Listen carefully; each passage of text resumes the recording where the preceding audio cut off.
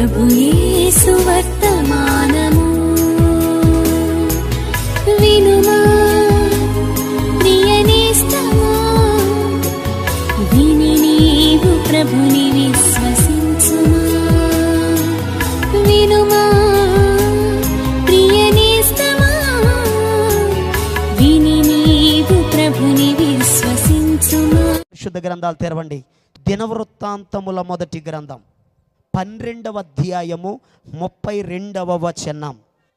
ఇషాకారీలలో సమయోచిత జ్ఞానము కలిగి ఇశ్రాయేలీయులు చేయతగినదేదో దానిని ఎరిగియున్న అధిపతులు 200 వీరి గోత్రపు వారందరును వీరి ఆజ్ఞకు బద్ధులయ్యుండిరి. గట్టిగా దేవునికి స్తోత్రం చేయలేదాం. ప్రియ దేవుని యొక్క బిడ్డలారా, దేవుని పరిశుద్ధ గ్రంథంలో రాయబడినటువంటి మాట, ఇషాకారీల గోత్రికులలోనట 200 మంది ఉన్నారట. ఈ 200 మంది ఎవరు అని అడిగితే వీరు అధిపతులు, వీరు ముఖ్యులు. ఈ ముఖ్యులట సమయోచిత జ్ఞానం కలిగిన వారు. వీరు చేసే పని ఏమిటని అడిగితే ఇశ్రాయేలీలు చేయతగినదేదో, అంటే దాని అర్థం ఏంటంటే ఏది చెయ్యాలో ఏది చేయకూడదో ఈ 200 మందికి తెలుసట. ఈ 200 మంది ఎవరు అని అడిగితే ఇశ్రాయేలీలు ఏది చెయ్యాలో ఏది చేయకూడదో ఎరిగిన వారు, తెలిసిన వారు. ఈ తెలిసిన వారు ఆ గోత్రికులకు చెప్తున్నారు, రే బాబు, దేవుడు మనల్ని ఆశీర్వదించాలంటే, దేవుడు సంతోషంగా ఉంచాలంటే, కీడులో నుండి తప్పించాలంటే, మేలు చెయ్యాలంటే, ప్రార్థన ఆలకించాలంటే, అద్భుతాలు జరగాలంటే మన కుటుంబంలో మనం ఎలా బ్రతకాలి, మనం ఇలా మాట్లాడాలి, ఇలా ఉపవాసం ఉండాలి, ఇలా వాక్యాన్ని ధ్యానించాలి, ఇలా దేవుని సన్నిధిలో ఉండాలి, ఇలా పండగలు చేయాలి అని వారు ఏదైతే చెబుతారో ఇషాకారీల గోత్రికులందరూ వీరి ఆజ్ఞకు చెప్పండి ఏమై ఉన్నారు? బద్ధులై ఉన్నారు. దేవునికి స్తోత్రం చేయలేదా? అంటే ఇప్పుడు ఇషాకారీల గోత్రికులందరూ ఈ 200 మంది మాట వింటున్నారు. ఈ 200 మంది మాట వినడానికి ఈ 200 మందికి ఏం తెలుసు? ఇశ్రాయేలీలు ఏం చెయ్యాలో ఏం చేయకూడదో తెలుసు. జాగ్రత్తగా నా మాట వినండి. అంటే ఇప్పుడు వీళ్ళకి ఎలా తెలిసింది? ఇశ్రాయేలీలు ఏం చెయ్యాలో ఏం చేయకూడదో ధర్మశాస్త్రములోనే ఉన్నది. దేవుని స్తోత్రం చెప్పండి. ఇషాకారీల అధిపతుల 200 మంది ఉన్నారే, వీరు ధర్మశాస్త్రం ఎరిగిన వారు, వాక్యాన్ని ధ్యానించేవారు. ఇశ్రాయేలీలు చేయదగినదేదో, ఏది చెయ్యాలో ఏది చేయకూడదో ధర్మశాస్త్రములోనే రాయబడి ఉంది. ఆ ధర్మశాస్త్రాన్ని ధ్యానించేవారు ఏదైతే చెప్పారో అదే వారు చేశారు. అంటే ఒక్క మాటలో చెప్పాలంటే ఇషాకారీలు ధర్మశాస్త్రమును అనుసరించిన వారు. గట్టిగా స్తోత్రం చెల్లిద్దాం. హల్లెలూయా. ధర్మశాస్త్రం అనగా దేవుని వాక్యమును చెప్పండి అంగీకరించేవారు, వాక్యానుసారంగా నడిచేవారు, వాక్యానుసారంగా జీవితాన్ని కట్టుకున్నవారు, దేవుని వాక్యానికి లోబడిన వారు, దేవుని వాక్యానికి విధేయులైన వారు. ఈరోజు ఈ మాటలు వింటున్న ప్రియ దేవుని బిడ్డలారా, ఒక వ్యక్తి జీవితంలో, ఒక వ్యక్తి కుటుంబంలో సంతోషము రావాలంటే, దుఃఖము తొలగిపోవాలంటే దేవుని మాట మన బ్రతుక్కి సంతోషాన్ని ఇస్తుంది. దేవునికి స్తోత్రం చేయలేదా? అందుకే కీర్తనాకారుడు 119వ కీర్తన 77వ వచనంలో ఆయన అంటాడు, నీ ధర్మశాస్త్రము నాకు సంతోషాన్ని కలుగజేసింది. గట్టిగా దేవునికి స్తోత్రం చేయలేదా? వాక్యమే ఒక వ్యక్తికి సంతోషాన్ని ఇచ్చేది, వాక్యమే ఒక వ్యక్తిని బ్రతికించేది, వాక్యమే ఒక వ్యక్తికి నెమ్మదినిచ్చేది, వాక్యమే ఒక వ్యక్తికి జ్ఞానాన్ని ఇచ్చేది. ఈ మాటలు వింటున్న ప్రియ దేవుని బిడ్డలారా, మన బ్రతుకులలో సంతోషం రావాలంటే దేవుని వాక్యమును అనుసరించే వారిగా ఉండాలి, దేవుని మాట వినేవారిగా ఉండాలి. ఈ వాక్యము శక్తి కలిగినటువంటిది, ఈ వాక్యము ప్రభావవంతమైనది, ఈ వాక్యము ఒక వ్యక్తిని సరిచేసేది. 119వ కీర్తన 9వ వచనం ఉంది కదా, యవనులు దేని చేత తమ నడతలను శుద్ధి చేసుకుందరు, నీ వాక్యమును జాగ్రత్తగా చూచుకొనుట చేతనే కదా.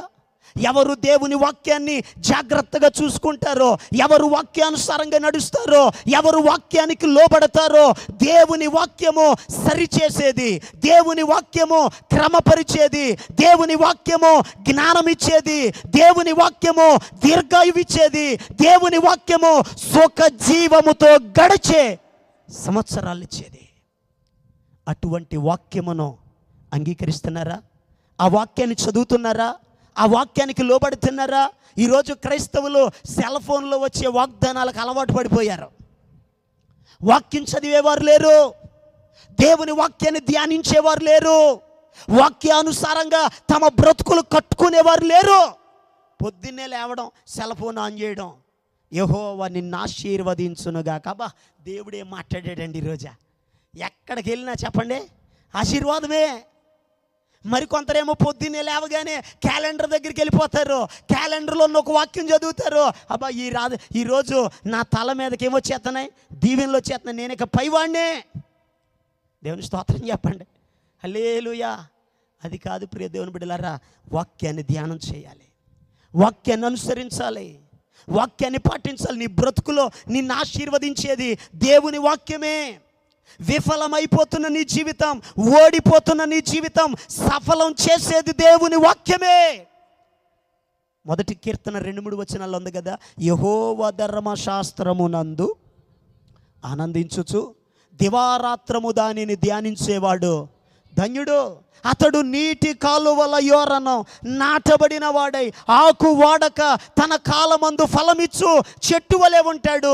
అతడు చేయునదంతయో. ఎవరు చేసేది చెప్పాలి? ఎవరు చేసేది?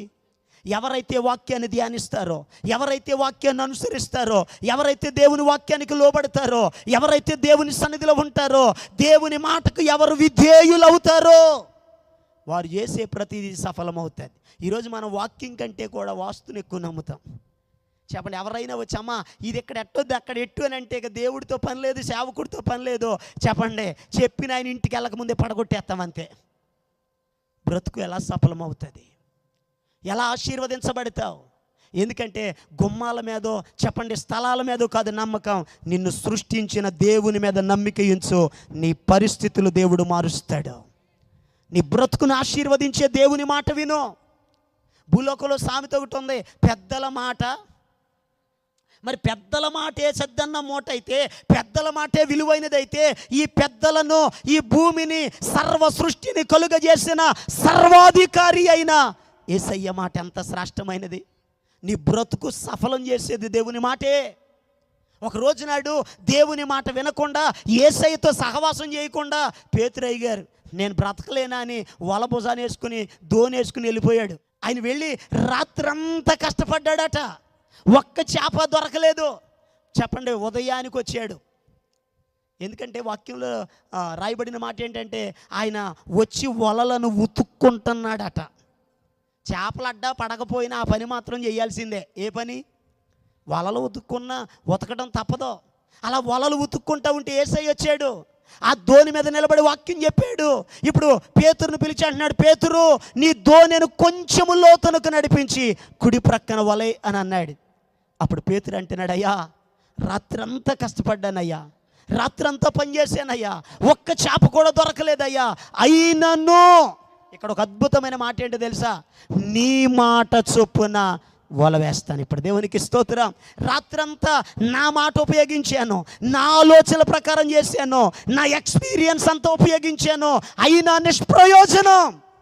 ఈరోజు నీ మాట వింటానయ్యా, నీ మాటకు లోబడతానయ్యా, నీ ఆజ్ఞలను గైకుంటానయ్యా, నీకు విధేయుణ్ణవుతానయ్యా, నువ్వు చెప్పినట్లు చేస్తానయ్యని ఆ దోణిని తీసుకొని కొంచెము లోతుకెళ్ళి వల వేశాడు.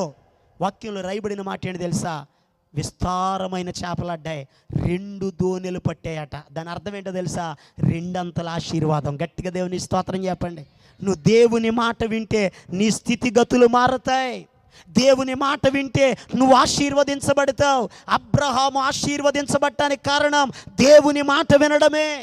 ఈరోజు ఈ మాటలు వింటున్న ప్రియ దేవుని బిడ్డలారా, మన గుడారాలలో సంతోషం ఉండాలంటే, అభివృద్ధి చెందాలంటే, ఆశీర్వదించబడాలంటే, మేలు పొందుకోవాలంటే మనుషుల మాట, పెద్దల మాట కాదు, నిన్ను సృష్టించిన దేవుని మాట విను. నీ బ్రతుకు మారిపోద్ది, నీ జీవితంలో అద్భుతం జరుగుతుంది. మనకు ఆయన అన్నాడు, మేము ఉంగరాలు ఇస్తాం, ఆ ఉంగరం ధరిస్తే నీ బ్రతుకు మారిపోద్ది. ఆ ఉంగరానికే బతుకు మారిపోతే మొత్తం 20 ఏళ్ళు కెట్టేద్దుడు ఆయన. అంటే కాళ్ళియో 10 చేతులకు 10. ఆ 20 ఉంగరాలు ఆయన ఎట్టేసుకుందాడు. నీకెందుకు అమ్ముతాడు? ఆ బతుకు బాగోకే అమ్ముకుంటున్నాడు. నువ్వు తయారైపోతున్నావు ఉంగరాలు ధరించడానికి. ఉంగరాల్లో లేదు, ఎక్కడుంది? యేసయ్యలో ఉంది. దేవునికి స్తోత్రం. యేసయ్య నామంలో శక్తి ఉన్నది, నామంలో శక్తి ఉన్నదయ్యా. నమ్మితే చాలు నీవు పొందుకుంటావు శక్తిని, నమ్మితే చాలు నీవు పొందుకుంటావు శక్తిని. యేసయ్య నామంలో శక్తి ఉన్నదయ్యా, శ్రీ యేసయ్య నామంలో శక్తి ఉన్నదయ్యా. రోగికి స్వస్థతనిచ్చే శక్తి కలిగినది యేసయ్య నామం, మనసుకు నెమ్మదినిచ్చే. పడదాం. రోగికి స్వస్థతనిచ్చే, మనసుకు నెమ్మదినిచ్చే యేసయ్య నామం. యేసయ్య నామంలో శక్తి ఉన్నదయ్యా, శ్రీ యేసయ్య నామంలో శక్తి ఉన్నదయ్యా. యేసయ్య నామంలో శక్తి ఉన్నదయ్యా, శ్రీ యేసయ్య నామంలో శక్తి ఉన్నదయ్యా. దేవునికి స్తోత్రం. యేసయ్య నామములో శక్తి ఉంది. ఆ శక్తి కలిగిన యేసయ్య మాటలు వినండి, మీ గుడారాలలో సంతోషం ఉంటుంది. దేవునికి స్తోత్రం చేయలేదా? ఎందుకనగా యాయీరు గుడారములో దుఃఖం ఉంది, ఏడుపు ఉంది, కన్నీరు ఉంది. ఆ ఇంటికి వెళ్ళి యేసయ్య ఒక్క మాట చెప్పాడు, స్థలమీయుడి, చిన్నది నిద్రించుచున్నదే కానీ చనిపోలేదని చెప్పాడు. చిన్నదానా లెమ్మని నీతో చెప్తున్నాను అనగానే చెప్పండి, దుఃఖం పోయి ఆ ఇంట్లో ఏమొచ్చింది? సంతోషం కలిగింది. లాజరు ఇంటిలో దుఃఖము, ఏడుపు, అనేకులు వచ్చి ఏడుస్తున్నారు.